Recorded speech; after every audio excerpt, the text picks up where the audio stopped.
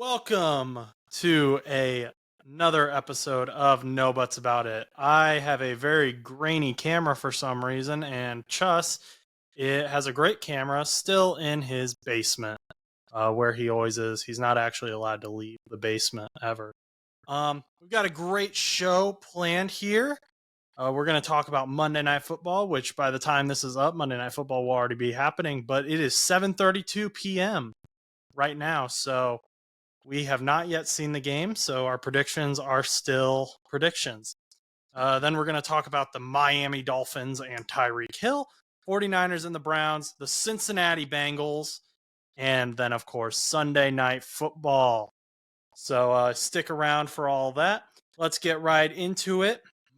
First off, Monday Night Football, we have the LA Chargers versus the Dallas Cowboys.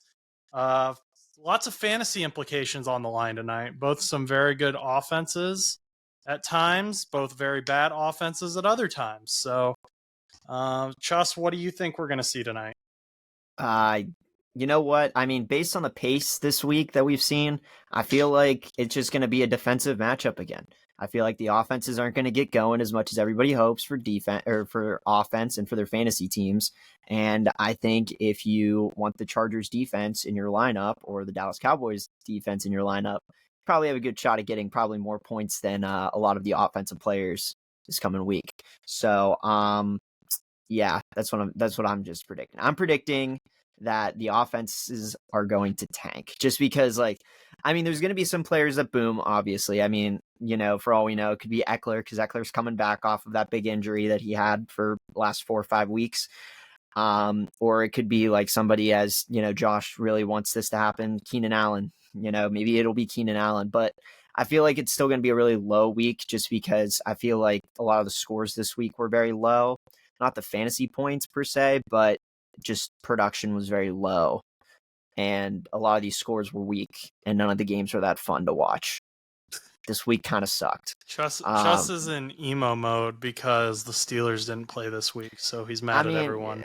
Well, even though the Steelers didn't play, I feel like I was just hoping for a game that I could be like, wow, this game was great to watch. But most of them were okay. I mean, the best game might have been Eagles, Jets, maybe. And I can't even talk about that because Stan's not here because Stan has a lot to say. So Stan can't even, I can't even talk about that game. So I'm very emo right now. We do have Stan the Jet fan coming to give his thoughts on the New York Jets game though, and the New York Giants game. I know he had thoughts about that. That'll be later in the week though. So tonight I'm kind of excited for this game. I really like Austin Eckler. He's kind of a favorite player of mine that is a non-Bengal. So I'm excited to finally have him back. I do need Keenan Allen to become a superhero tonight to win in one of my fantasy leagues. So if he could pull that off, that'd be great.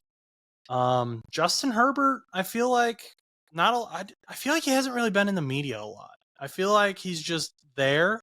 Usually he's one of those quarterbacks who's always hyped up. Chargers head coach Brandon Staley, though, has been in the media as a coach who's on the hot seat. A lot of people think that this might be his last year, and he hasn't been there. He's only been there for 2 or 3 years, I think.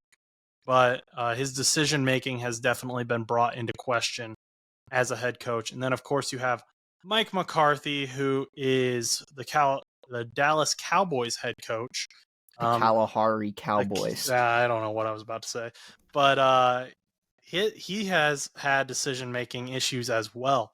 So this could be a game that comes down to decision-making with the coaches. Monday night or Sunday Night Football kind of came down to that a little bit as well. So last week we thought we were going to see a great game with the Cowboys. We thought Cowboys versus 49ers, that was going to be huge. And it wasn't. The 49ers just absolutely killed the Cowboys offense and their defense, which is the Cowboys' strong point. There's been a lot of debate of whether CeeDee Lamb is being used properly as a wide receiver 1. And honestly, I get it. He's not. We don't really see a lot of him as you would expect with Justin Jefferson, Jamar Chase. I would normally say Devontae Adams, but he's also been not really being used in the Raiders offense. So maybe we'll see some production from CD Lamb tonight to kind of shut up the haters. I don't know. I mean, the problem is like I just don't know what's going on with both these teams. I mean, Justin Herbert's had very good production.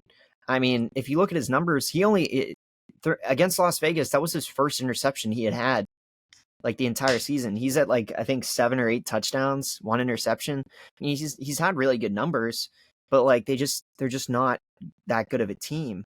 Um, and like Dallas, they're just so inconsistent. And the problem that I have with them is that they have all the potential in the world to go to the Super Bowl, like all the Cowboys fans were saying week 1. But like I just feel like there's just something missing, and I've said it before, but like I just don't know what's missing in Dallas. I just don't know what's missing there. I mean, I feel like, you could say it's quarterback, but I still think Dak's not bad. You could say, maybe the O-line or something else, but like Tony Pollard's good, CD Lamb is good. Dak Prescott isn't terrible. I mean, he's better than some of these quarterbacks that, are out in the league as backups or whatever. I mean, he's better than a lot of these quarterbacks out there. But I don't know. I mean, I do think the Cowboys will win, but I don't know. It's just really tough to tell what the production's going to be. You think the Cowboys will? I'm going to take the Chargers. I think Austin Eckler, you got him back. You're kind of adjusted to not having Mike Williams by now. Josh Palmer is in there. I think he's questionable, but it sounds like he's going to play.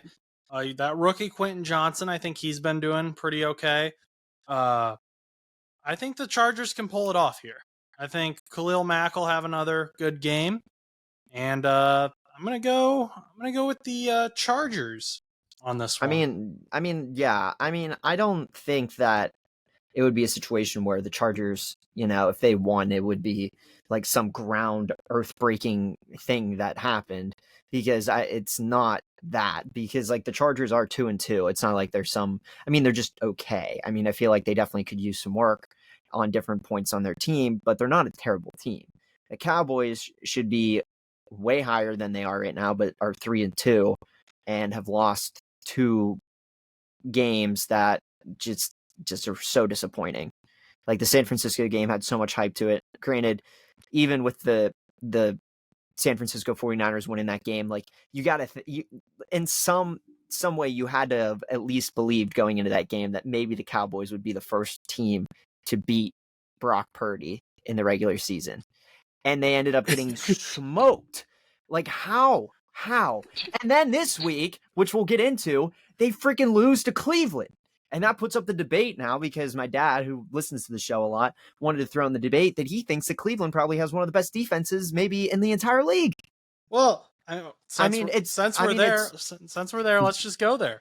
49ers versus Browns. And I kind of agree with your dad. I think Jim Schwartz is probably the best pickup that the Cleveland Browns made in the offseason, because their defense dismantled the 49ers offense, which granted, you're going to say Christian McCaffrey got hurt, Trent Williams got hurt, Deebo Samuel got hurt, which Deebo Samuel, shoulder, and Trent Williams, ankle, day-to-day. Trent Williams finished out the game.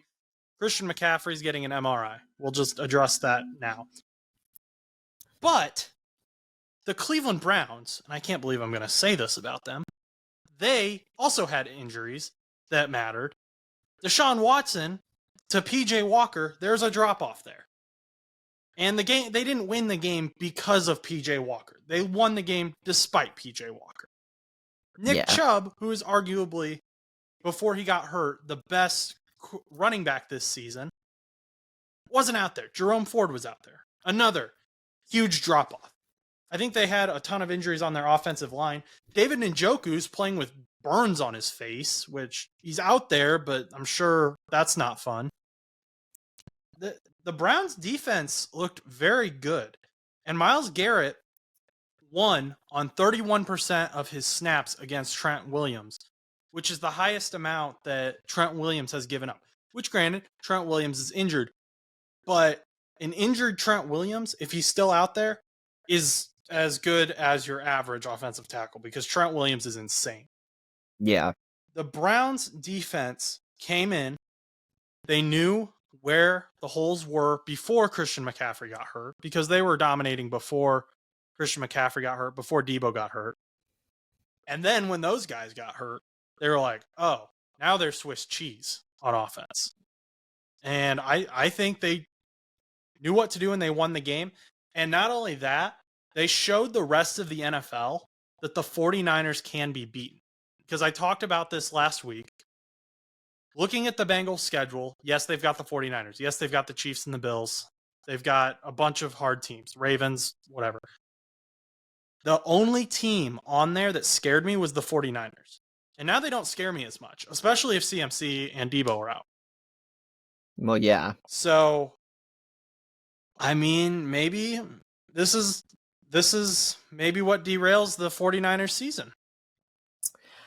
Maybe. I mean, it's like you said, it's definitely interesting that you said that San Francisco losing makes everybody in the NFL realize that they are beatable, because I knew like deep down that the Eagles were beatable and they lost this week, and we'll talk about that with Stan later on in the week, but I knew that the Eagles were beatable. It was just a matter of when. San Francisco, the way that they were winning games, it almost felt like they were unbeatable. Like there was going to be no team to stop them. And granted, injuries plagued a lot of the game yesterday. And yes, Moody did end up missing that kick. And there was like a lot of factors with it. But nonetheless, I mean, San Francisco still lost the game. And Brock Purdy did not look good. Regardless of like CMC and everything else, like you should expect from like a star quarterback like Brock Purdy is expected to be, or, you know, franchise guy type thing. You know, we've talked about Brock Purdy multiple times before, but going like 10 for 31 and not like, you know, producing at all, like it just reminds me of, you know, some college football out there. He's back to, you know, throwing, you know, like some of these freaking Pitt quarterbacks are. And, you know, and I'm dissing on Pitt because, you know, I love my boys at Pitt, but, you know, Dracovic threw like 10 for 30. It was like 10 of 31 and, you know, and had like 3 touchdowns against Cincinnati, still lost the game. But like, it's just nonetheless, it's like you're going back to like numbers like that. And it makes you wonder, it's like, yes, you know, the injuries plagued it. How good is Cleveland's defense? How bad is Brock Purdy? How good is Brock Purdy? Because because we've talked about this before, you know, you take Brock Purdy out of that and you throw in just another quarterback. Will they do just as good in that scheme? Probably. Is Brock Purdy as good as we think he is? Or, I mean, the big test will be this week. San Francisco's not on bye, correct? They're not on bye this week. I don't know. They're playing the Vikings, actually. Yeah, so regardless of, you know, the Vikings, because the Vikings are very mediocre this year. They're not very eventful. You know, they beat the freaking Bears 19-13 in a very exhausting and a big yawn of a game. Mm-hmm. But like this will be his big test, because if Debo and Christian McCaffrey are rolled out, he'll have to rely on Kittle and a lot of those other backup guys. And if he still doesn't produce the same way against Minnesota, who doesn't have the best defense in comparison to Cleveland, then maybe you should really consider, you know, your future. Because, like, granted, Brock Purdy is good. Don't get me wrong, Brock Purdy is good. But is he used to, like, would he be used to in the future, like, when these guys retire or they move on or whatever, will he be able to produce again? Mm-hmm. But, I mean, I might be jumping to conclusions here because, like I said, Cleveland's defense is very, very good. And my dad did say it, and the reason I got mad about it is just because it pains me to say that Cleveland has something good on their team, because me and Josh both can agree that Cleveland has always been the stinker of the AFC up until recently, all of a sudden. And, like, more recently, they obviously, you know, even made it to close to the top of the division a couple of years ago, beat the Steelers in the wild card. They've had good teams, and now they're, you know, back on a train where they definitely could make playoffs this year. Yeah, no, the Cleveland Browns. So something I've noticed a lot of in the media today was a lot of the talking heads were saying, well, it was raining, so that's why Brock Purdy, like, he couldn't hold on to the ball and he fumbled. And okay, yeah, that probably had an effect. You know who wasn't allowed to have that excuse is Joe Burrow when they played week 1. People brought that up, and everyone was like, well, Joe Burrow's supposed to be this elite guy. He should be able to deal with the rain. So is Brock Purdy. Brock Purdy's supposed to be this great guy. So, okay, let's I'm willing to grant them both the rain issue, but they're both quarterbacks have that. And Deshaun Watson played like crap in week 1 too because of the rain. However, now that we've got the rain issue out of the way, we've got to see what has been consistent with the Cleveland Browns. What have they been doing that is allowing them to, if not win, stay in these games? And it's their defense. Their defense has been very good in every game that they have played. Myles Garrett is a beast. They've got great corners who Ward, I believe, is still on there. Greedy Williams. They've got great players. They just have never had a schemer. They've never had someone who could put them where they needed to be and get them to the quarterback, help them break up stuff the way they needed to. Now they have that in Jim Schwartz, and these guys' talent is being used where it needs to be. So I do think we have to give the Cleveland Browns credit as one of the top defenses in the NFL. Yeah, I mean, it definitely goes without saying that they are. I mean, their worst game, and I mean, like all defenses and offenses and teams have really bad games here and there. I think their worst game this season so far was that Ravens win when they beat them 28-3. I mean, the offense really couldn't get going. They couldn't really stop Baltimore. But I mean, if you go back and you look at all of the games, I mean, 3 of their games have all been division games. And they've lost 2 division games, one against the Ravens and one against the Steelers. The Steelers game, that was just like the biggest bloodbath I've ever seen in my life. Like that game was crazy because it was just a bunch of defense. And the Ravens game, and then like even like, you know, week 1, you know, Joe Burrow was still dealing with that injury. It's a calf injury, right? Yeah. It was a calf injury. He was dealing with that calf injury, and like, you know, they shut down the Bengals week 1, and they only let them up 3. But I mean, like even then, like they only allowed 3 against the Titans. You know, they really were, you know, stopping on San Francisco. Like this defense is very good. And I will say this, like if Cleveland can stay consistent, and yes, maybe they lose some of their division games down the road here. Like obviously they're 1-2 in the division right now, but they're still 3-2 overall. I mean, they might be in for a good season. I mean, granted, we never know what happens in these division games because you could expect one thing and then the other thing happens. Mm-hmm. Because, you know, for all you know, like, you know, I don't even know. I mean, like, it's just one of those things where you honestly just really never know when it comes to division games. When it comes to non-division game stuff, you can kind of have an idea. This week, it was very hard to predict because obviously nobody expected both 5-0 teams to go down. But division games are very different. So once Cleveland starts rolling for the rest of the season, I definitely think that the defense and everything will definitely be able to figure out some stuff here. So yeah, I'm just going to finish it off with the Browns defense is not something to be overlooked. So Cleveland Browns fans, congrats. Moving on, let's go to one of the other 5-1 teams.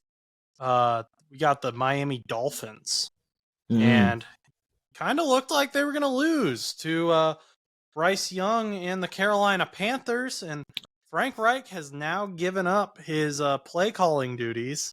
He's allowing the offensive coordinator down there to do that. Let me check for any injuries on that game. No injury updates there on that. But yeah, Frank Reich, he's saying, can't do this. Offensive coordinator take over. Chus, what were your thoughts on that game?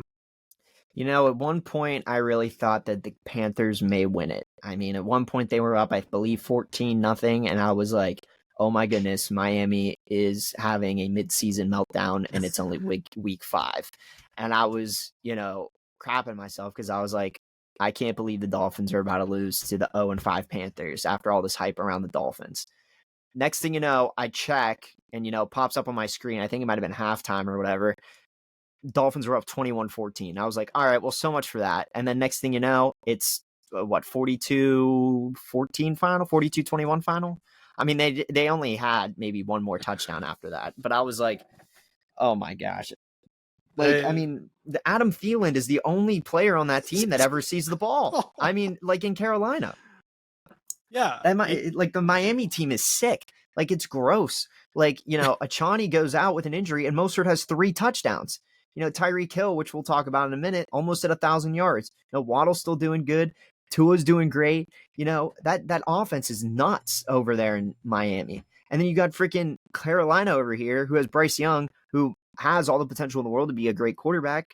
But the only guy here he's able to throw to is freaking Adam Thielen. And Adam Thielen is, don't get me wrong, I love Adam Thielen because homie is killing it for me in fantasy right now. He's getting like 25 points a week.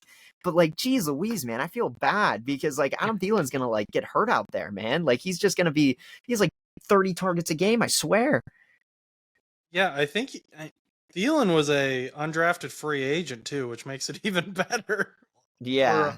When he was brought to the Vikings in 2019, I believe. So he's always been good, but to have him be the only guy that you're throwing to in Carolina, that's definitely not. He's getting hit a lot. That's not fun.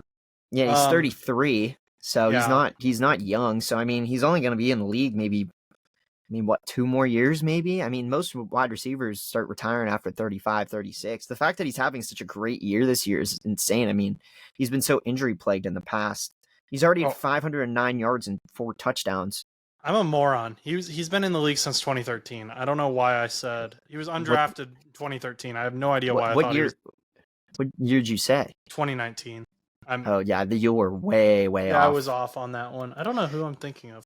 Anyway, yeah, I have no idea where that came from, but yeah, he's an old boy. He's an old guy because I remember him way back in my early years of fantasy football. So yeah, we talked about the Raheem Mostert going off, and usually he's the guy getting hurt and having someone else replace him. So I'm sure it was nice to have that game for him. But the Miami Dolphins, the guy who has been leading that team, arguably the most important non-quarterback player in the NFL, and we can debate that. The four of us probably all have different guys. Tyreek Hill, 300 yard, or it is being predicted by someone on YouTube under a video that I made about the race to 2000 that I'll put a link to, that he will have a 300-yard game this season.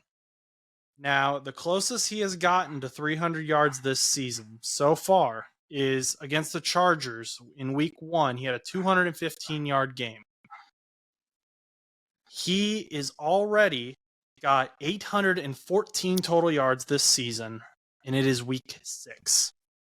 So you think Cheetah could have a 300-yard game? So there's a guy on our YouTube page who does, and I think that it's possible. I don't think it's impossible. I don't think it's I think it's very unlikely. Yeah. Yeah. But I don't think it's impossible. At the rate he's going, I mean, I feel like in my heart, I feel like he's definitely going to have another 200+ game coming up. I don't know when it'll be, but it'll come up again. He'll probably get like 246 yards or something ridiculous. And, I don't know if he'll necessarily get that close, or maybe he will get close. But having 300 yards in a game, you're going on pace to break so many records. Like, he is on pace to just crush so many things.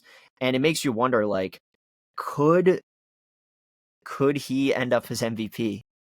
I know it's insane to say, but like, if he ends up like crushing a bunch of records, gets a bunch of touchdowns, he has 2, 3, maybe even 4 200+ yard games.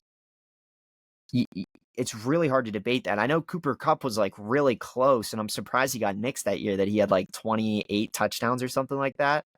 But I do wonder, because it does make you, I wouldn't overlook Tyreek Hill for that. I know they probably will give it to like Patrick Mahomes or something because they think he's like the best thing since sliced bread. Did you see that he has the best odds to get the MVP right now? I saw that. Yeah, he's not good. MVP. He's not good this year. He hasn't been good, but he hasn't been playing Patrick Mahomes level. No, and I will agree with that. I mean, granted, yes, he has some poopy wide receivers, but that doesn't matter. Like, I don't think he deserves MVP. These games suck that he's playing. I don't want to watch Patrick Mahomes beat the Broncos 19-8. I want to watch Patrick Mahomes destroy teams 35-6. Like, what happened, Pat? Yeah, and Tyreek Hill's over here stealing cell phones, doing backflips, and then handing them back, getting penalized for it. That was awesome. I want to see more of that.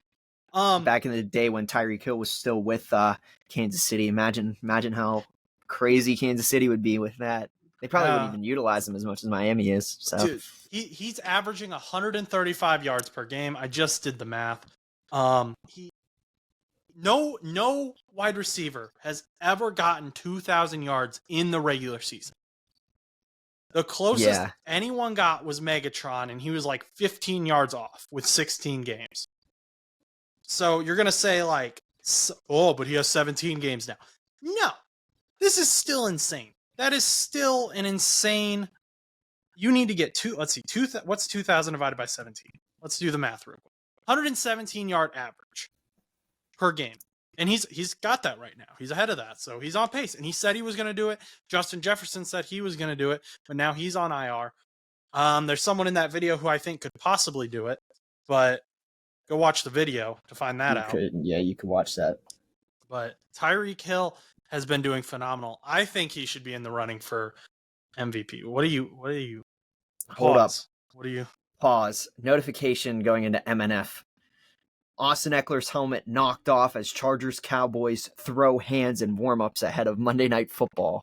Whoa, we've already got us a fight going. And they went after Eck? Yeah. What is with these teams that don't usually fight or fighting? The 49ers and the Browns were fighting too, and now we got... Yeah, because this was, that was reported by ESPN, so I just got the notey for that. It was crazy. You can't come after Eckler like that. That's my man. Oh, no, you better not touch Keenan Allen. Keenan Allen needs... I don't know. Maybe Keenan Allen, hurt his nose or something during the getting punched or something. I don't know. No, I don't know. I mean, I feel like that would have been Keenan Allen breaks nose in fight against Cowboys. I don't know. I feel like Chargers rally against the Cowboys after pregame fight. That's what we need to see. Yeah, but it's just very interesting. It just popped up 1 minute ago. So yeah, I think Tyreek Hill should be in the MVP conversation. I think Christian McCaffrey should be in the MVP conversation, barring any major setbacks with this injury. Sam Laporta should definitely be in the Rookie of the Year conversation, and I have not seen that really. I've only seen C.J. Stroud as the Rookie of the Year, but these non-quarterback positions are getting some hate, and I like the non-quarterback positions. Got to give them some love. I mean, I definitely think, Stroud's definitely got to be the favorite, but if Stroud falls off, you got to give it to Laporta, man. You got to give it. Laporta is just goated. I don't know why, but he's just doing so good for some reason this year. He's doing great. All the Lions are, and we'll have Alvarado on to talk about that. But I mean, yeah, Tyreek Hill has been fantastic. Love watching him. He's a great player to watch. Very athletic, very fast, very cocky, and I love it.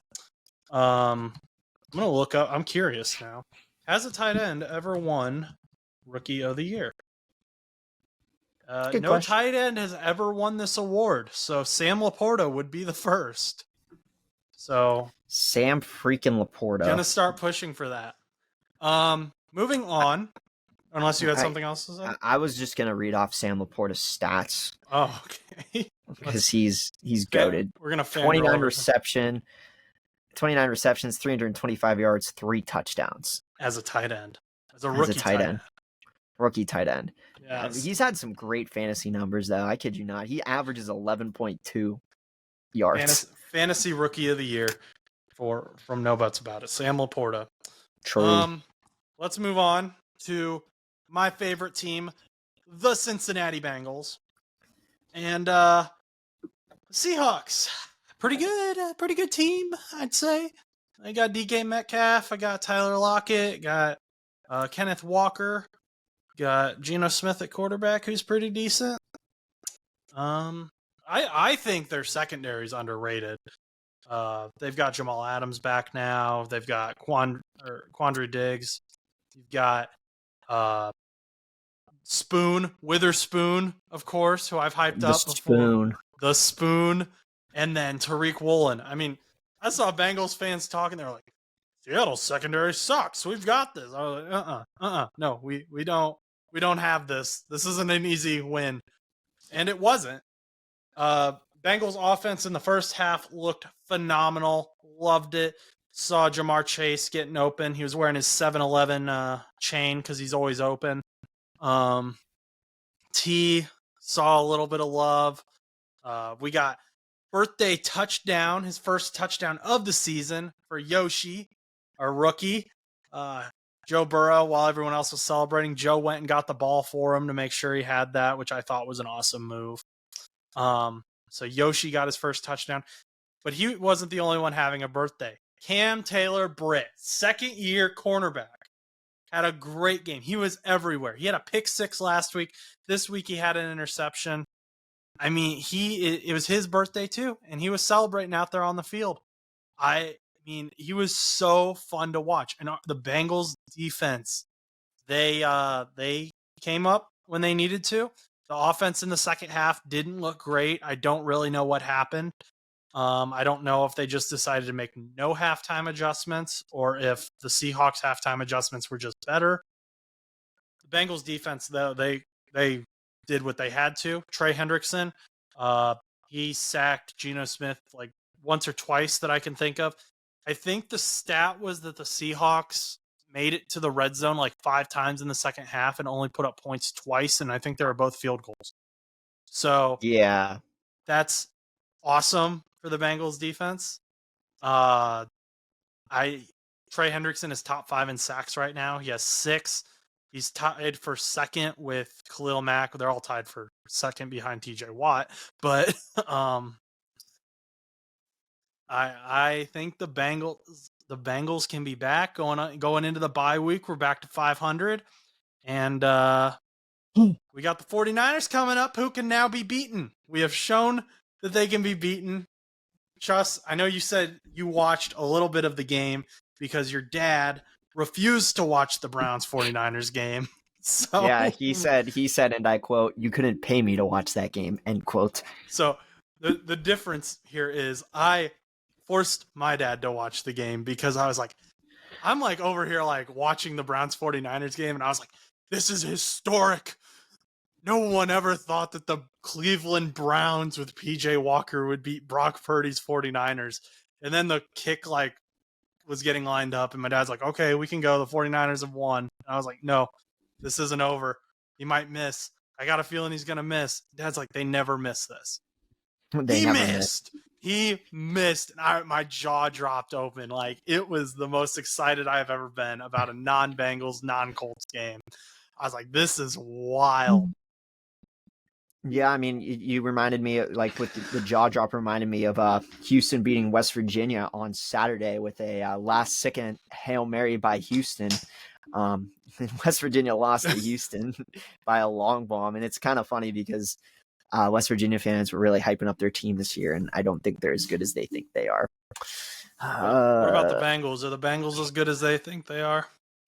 Well, for me, I think that the Bengals are showing a lot more promise this year because, considering that they did not start off real hot. I mean, you guys were what was your record? 1-3, 0-3. I don't even remember. 0-3, and then we beat the Rams, and then we lost to the Titans. Yeah, well, you're not 3-4, so we're 3-3 now. Yeah, nonetheless, the way that you said it was that you were 0-3, and then you beat the Rams, and then you lost again. Maybe we were 1-2, and then lost to the. Yeah, okay. I don't remember the order. Anyway. Yeah, but nonetheless, like, you guys had a losing record, 4th in the AFC North, and now you guys are like climbing back up. It shows a little bit of promise. Now, I do think that I don't know what's going on, but I do think that you guys. I don't know what it is, but I do think you guys need to work on some things because you like some of these games you should be winning like a little bit more than you should than you are. Like Seattle, maybe not, but like, some of these points at the beginning of the season were like lackluster. I mean, you guys beat Arizona, which it's like, it's Arizona. I mean, I don't know how, I mean, I know Joe would probably say that Arizona is not the greatest team in the world right now. But they have the potential to be good eventually. But I think that, I do think that whenever you guys have like a big schedule coming up these couple of weeks with San Francisco, I think these will be like some real big tests for you guys. I think this will really be able to tell, is Joe Burrow back? Is the injury still lingering? can T. Higgins and Jamar Chase and all of these guys get going like they used to last year and stuff like that? Because this team has the potential. It's just something's just not working. And I can't tell you what it is because I'm not a Bengals fan, but just something's not working right now. But maybe it'll start heating up. And right now you guys are heating up. Like if you guys would have lost again, to Seattle and you guys would have fell to 2-4, I would have been like, Josh, you guys are in trouble right now. But I don't think you guys are in as much trouble as you think. And I really think the AFC North is up for grabs for literally any one of the 4 teams. Like, I mean, literally the Bengals could still win it. I mean, the Ravens obviously are the favorites to win it. I could see the Browns winning it with their defense. And heck, I could freaking see even the Steelers just jumping in just at the end, being like, "Oh yeah, we're 11-6. Oh shoot! Somehow our defense got us in." Like, it's not impossible, and I think our division, like the fact that pretty much nobody in our division has a losing record right now. You guys are 500, and everybody else is above their 500. So because we're 3-2, the Ravens are 4-2. Bengals are 3-3. Browns are 3-2. Steelers 3-2. Ravens 3-2 or 4-2. Yeah. So everybody has a winning has a record that is not a losing record. So I really feel like that division is up for grabs for literally anybody. It's just a matter of who's going to play better ball. The 2 main concerns I have are the tight end position because Irv Smith has been doing nothing. And I don't know what's his problem. Our practice squad tight end Tanner Hudson looked better when he played, in my opinion. And Drew Sample has stepped up a little bit, but I'd like to see more from Tanner Hudson personally. But I don't know if the Bengals are willing to do that because Irv Smith was signed this offseason. And then Cordell Volson has not been looking the way I've been wanting him to look at the left guard. I think he's the left guard position. He's definitely a guard. And that middle is just very weak. Furthermore, Orlando Brown Jr. had a groin injury during the Seahawks game, our left tackle, which wasn't great because the backup was Cody Ford. And if you've ever watched Cody Ford play, there is quite a drop-off between Orlando Brown Jr. and Cody Ford. I've been doing this a lot. The depth is not great. You got put that on a shirt. Put that on a shirt. But I think the 49ers will definitely be a challenge, and that is a game that I assumed we would lose already. But now I'm kind of like, now that it's been shown how to beat them, maybe we win. Maybe we win. And that's a big... So you guys play the 49ers this week then? No, we're on bye this week, and then next week we play them. Next week, okay, because we come off bye this week and we play the Rams. So I'm hoping Orlando's back, because otherwise Nick Bosa is just going to murder Joe Burrow and Joe Burrow might be sent back to that calf injury. So let's hope that doesn't happen. But yeah, I mean, it'll be a real test. But you're gonna have no Bengals football this week. How are you going to contain yourself? How am I going to contain myself? Well, my number 2 team is the Indianapolis Colts. So before I sound like a complete moron, let me make sure they're actually playing this week. I'll definitely be watching. I think they are. Yeah, they are. They're playing the Browns. So that should be a decent game. That should be interesting. After Minshew is going to go in again. After they got beat by the Jaguars 37-20, Gardner Minshew is going to want to make up for that. Maybe he'll get a taste of this Browns defense. Yeah, I mean that game was definitely interesting though. He threw for 53 attempts and he had 350 passing yards, a touchdown, and 3 interceptions. It was just the most random. I don't know why Indianapolis decided that they just weren't going to run the ball, but they were just like, nah, we're just going to keep throwing it. Jonathan Taylor hasn't been the rushing leader either of the weeks that he's been back. This week, even though Zach Moss only had 21 yards, he had the rush. He was the rushing leader on the team. Gardner Minshew threw for 3 interceptions as well, so that definitely didn't help. No. But that's beyond. But he still had 53 attempts, so it's like that means that 53 plays were passes. Like that's insane. That's not good either. But that's beyond the point. That's probably how I'm going to fill my time, watching the Colts game and then whatever other games are on. I know how I filled my time last night though. that was watching Sunday Night Football. I did not watch Sunday Night Football. New York Giants versus the Buffalo Bills. And this is just another game where you think it's going to be a blowout because the Giants weren't good when Daniel Jones was the quarterback. And then they're coming into Buffalo, one of the hardest stadiums to play against an offense that, yes, they're coming back from London. Yes, they're coming back from a loss in London. But you're still like, they can beat the Giants. And the Giants were starting Justin straight off the couch Pugh at left tackle. Or at left guard, and then he got moved to left tackle because the left tackle got hurt. So you're thinking, yes, okay, he's going up against Von Miller. The Bills' defense is beat up. They've got a lot of injuries. But you've got straight off the couch going against Von Miller.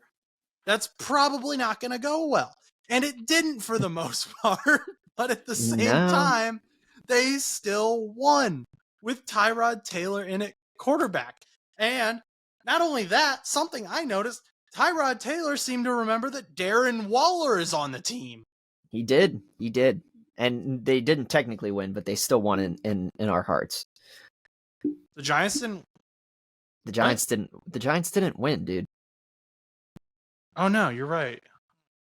Why did I got so hyped about that? Yeah, you were like, and they got the win. They were winning. Like, they did not win. they were winning. They were winning. They were but winning. They did not win. Buffalo did end up winning. Sorry to break the news to anybody out there listening that did not watch Sunday Night Football, but the Bills did win. The Giants did not. Tyrod Taylor did put up a good fight and did realize that Darren Waller does exist, which we do appreciate. And maybe Tyrod Taylor should start for the Giants. If you ever wanted proof that this show isn't scripted, there you have it. Yeah, I'm just like, oh man. I mean, at one point, yeah, it was like 6-0 at the end of the third quarter. So I can see why you thought that, but also, I don't know. We were just looking at scores, though. I know. That's just wild to me. Here's where my head was. I was thinking of the final play, and I was like, should have been a touchdown. Oh. Because that was clear PI the first time, clear the second time. I think you should have had a third shot. And Terry McCauley, the rules analyst, they're like doing it, and they're like, nope, that didn't really impede his catch. And then Chris Collinsworth got on, and he did his analysis, and he was a wide receiver. And he's looking at it, and he said, well, he pulls his entire left arm down, and then Terry McCauley pops back on and goes, actually, yeah, I agree with you, Chris. They were in the same boat. I was like, dude, come on. No. Yeah. That's ridiculous. But that's ridiculous. The Giants defense held the Buffalo Bills to only 14 points, though. And there's something to be said about that, I think. Because Stephon Diggs still had a pretty good night as well. I don't really know why they weren't doing well in the red zone, but that's where the Giants defense was seeming to cook things up. I know Stan has a lot of thoughts about this game from the Giants' perspective, so I kind of want to mainly look at the Bills' perspective. And I think if you're the Bills, you're kind of worried at this point because they have this aura of like one of the juggernaut teams in the NFL, but I'm not really seeing that with them. Are you not worried if you're the Bills? No, I am, because the Bills look like they're this. Okay. They look like they look. They look shaky. They look shaky. I'm not gonna lie. I mean, that Jets game. I mean, yes, they did have some blowout wins. They destroyed Buffalo. They are Buffalo. They destroyed Miami. I mean, there were some games that they won, but there's some games that they really should be winning. I mean, these AFC NFC matchups were crazy this week. I mean, the AFC teams beating the NFC teams, and then the Giants holding the Bills. Like, there were some crazy games this week. But nonetheless, I don't know. Buffalo they haven't shocked me enough. I mean, the Bills could be a juggernaut coming out, but like just based on productions over the last couple of seasons and stuff like that, in the regular season, they look good, but they always fall apart in the playoffs. And this year, it's almost like they're wishy-washy even in the season. And that's not good going into playoffs. Now, maybe they could light it up. I mean, it's still early on in the season, but it does make you a little concerned if you're a Bills fan. I mean, for me, I'm teetering on the edge of, I'm not a, like, obviously I'm not a Bills fan, but I'm teetering on the edge of, like, they're good, but, like, how good they are. They remind me of the Cowboys right now. It's like the Cowboys are good, but, like, how good are they really? How good are the Bills really? I mean, I'm even in the same boat with how good are the Chiefs. I mean, I don't know if the Chiefs are even that great. I mean, their record looks awesome, but they're not winning these games like phenomenally. Like they're winning it just based on, like, sometimes it's based on luck, some questionable calls. I mean, there's a lot to be said about that, but I think Miami's definitely could be that powerhouse. Even losing that badly to Buffalo, I still think Miami could be that team. But I think Miami is a team. And before we kind of move on from the Bills, Monday Night Football is getting started here. Got it pulled up here. But the Bills got Damian Harris. He's out of the hospital. He was carted off of the field on a stretcher in the Damar Hamlin ambulance. They've got his number now on I after. can't. I just think that is so weird that they did that. I mean, like, I rolled my eyes just because, like, I don't know why they would find the need to put Damar Hamlin's, like, number on the back of the ambulances. I think he asked them to. If he asked them to, okay, but, like, if they did it just to do it, I just feel like that's, I don't know. I just feel like that's, like, not weird. It's just like it's just it's wrong in a way. Like I don't know, because he's not dead. No, I think it was a big part of his, like, charity, and he funded Okay, well, getting then that CPR training in the NFL absolutely and all that. then, because, like, but Yeah. if it was something like just Damar Hamlin survived in this one ambulance, it's like I thought that was like just the dumbest thing ever if they would have done that. I think it's more of a reminder of, like, this is why we do what we do. Okay. It's Which not is so much better. Yeah, it's Because, not like, look at us. yeah, social media was posting all about it. I didn't see it, but I was like, why? I mean, because, like, then at that point, it's like the emergency, like it's just the whole thing. I mean, like I said, I really, the Damar Hamlin situation was, like, crazy scary, and I'm so glad that he's back playing. But in a way, I was just, like, kind of weirded out by the fact that they had it on the back of the ambulance because, he was carted off on an ambulance and was presumably possibly dead at that point. I just thought it was a little wrong. But if there's background behind it like that, like you said, then 100% agree with it. But without context, it doesn't, it looks a little strange. Yeah, and the broadcast didn't do a great job of explaining it either, in my opinion. But I believe the ambulance is like that as a reminder to the paramedics, like, this is why we're doing what we do. And his charity, which is, I'm forgetting the name of right now, Chasing M's. Yes, Chasing M's has been a big part in, like, getting first aid and CPR training to athletic programs, whether it be, like, your little league or your professional. So I think that was probably involved in that as well. Which is so good. But like I said, that was the only reason why I was, like, a little perturbed by it, because there wasn't a lot of good explaining to do with it. Social media just left out a bunch of context with it. It just didn't look right on my end. Well, I was like, what is happening here? The other problem was they showed that camera angle that showed it for, like, a second. So I saw a lot of people online thought it was Photoshopped, and they thought it was, like, a messed up joke because people who were watching the game and, like, maybe, like, look to the side to, like, grab something and then turn their head back wouldn't have seen it. Mm-hmm. And then you see it online. All these people are posting, like, the Damar Hamlin ambulance. And a lot of people were like, I saw in the comments, like, mad, they're like, that's not funny, man. Like, you shouldn't be doing that. I was like, no, this is, like, a real thing. Yeah. It was very, very confusing. And it's just, that's what I mean. Like, it was just really weird. But if it has meaning behind it, then it makes sense. But we're off topic here. I went off on that tangent there, but no, I think it's good to explain that, though. Yeah, I mean, because I didn't know. And hey, you know what? I guess I'm an average fan, and the show is for the average fan. Yes. So all you average fans out there, that's what the ambulance is for. Oh, we Got a 0-0 game still, first quarter. I mean, it just started like probably 5 minutes ago. I mean, it's 8:25. What you were saying something about the ambulance coming out on the field with Pierce. Oh, with Damian Harris. Or Yeah, not so Pierce. just so people Harris. know, he is out of the hospital, resting at home, according to Sean McDermott. He did give the thumbs up on his way out, but I mean, obviously, everyone's head originally went back to what happened against the Bengals last year with DeMar Hamlin, but it's Damian Harris is back, or at least doing okay. So it's good to hear. That's good. That is Could good. have been a lot worse. I agree. And well, we had a touchdown, but we also had a flag on the field. For who? Let's see. What are we going to end the show with? Number 5. It got wiped. Doesn't matter. Does not matter. That's sad. Wanted to end the show with a touchdown. Well, here, no touchdowns for us. I'll read the script while doing this. Oh, maybe. Oh, dang it. Oh. Austin had a 27-yard run from the 30. Maybe we'll get it. Maybe we'll get it, people.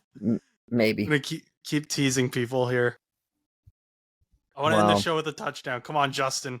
I don't know. He's probably gonna cut to commercial before we get a touchdown. No. Oh, okay. I'll start reading and I'll cut in if there's a touchdown. Okay. So that'll be the end of today's show. Thank you for listening to today's show. If you enjoyed, please remember to like, comment, and subscribe. We can be found anywhere you listen to podcasts and on YouTube at No Butts Show. Our social media pages are NoButts_show on Instagram and No Butts Show on TikTok. My Twitter is Josh_Butts_2001. And if you would like to reach us, you can email us at bullmoosepodcast2. That's the number 2 at gmail.com. Finally, our spread shop will be in the description, so check out the merch. Once again, if you enjoyed today's show, make sure to like, comment, and subscribe. Until next time, go do something nice for someone. These guys don't want a touchdown. Keenan Allen scored a touchdown. No, he didn't. You're behind. How far behind am I? You're very far behind. For me, it says first quarter, 10 minutes, 31 seconds left. Cameron Dicker made extra point. I'm 10 seconds behind then. Yeah, Keenan Allen, 8.1 points. So he's about to score it on my screen then. Mm-hmm. Touchdown, Keenan Allen! Yeah! Let's go! Have a great day, everyone.